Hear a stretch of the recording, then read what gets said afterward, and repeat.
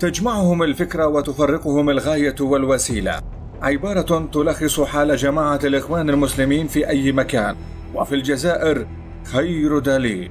كغيرها من حركات الإخوان في الدول العربية، بدأت حركة الإخوان في الجزائر منتصف سبعينيات القرن الماضي كحركة واحدة حملت اسم الموحدون، لكن سرعان ما سيتفرق الجمع وتتوالى الأحداث السياسية بالبلد. وإن قالوا لا جاهدنا،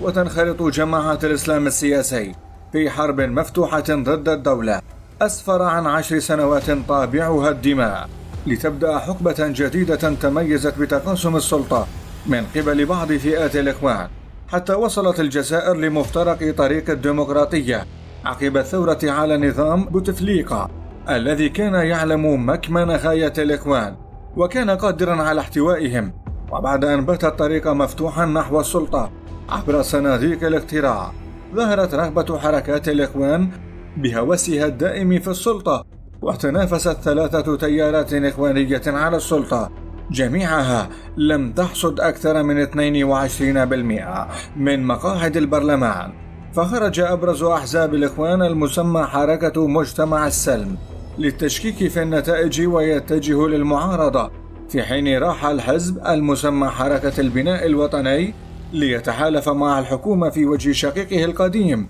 حركة السلم، مؤشر يدل على عمق التشرذم في صفوف الجماعات الإخوانية الجزائرية، ويكشف حال الإخوة الذين جمعتهم الفكرة وفرقهم حب السلطة.